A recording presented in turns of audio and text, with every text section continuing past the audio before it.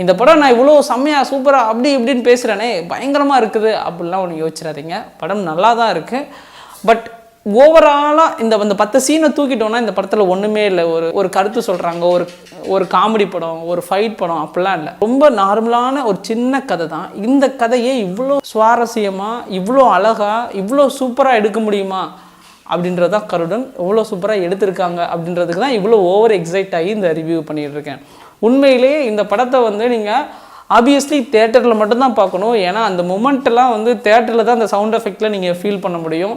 தயவு செஞ்சு தேட்டருக்கு போங்க வீக்கெண்டு. இன்டர்வல் பிளாக்லாம் பயங்கரமாக இருக்குது. கிளைமேக்ஸ் எக்ஸ்பெக்டட் தான், பட் அதுவுமே அந்த ஃபைட் சீக்வன்சஸ், மேக்கிங் ஸ்டைல் எல்லாமே சூப்பராக இருக்குது. கண்டிப்பாக இந்த படத்தை பார்த்து என்ஜாய் பண்ணுவீங்கன்னு நான் நம்புகிறேன். கண்டிப்பாக பாருங்கள்.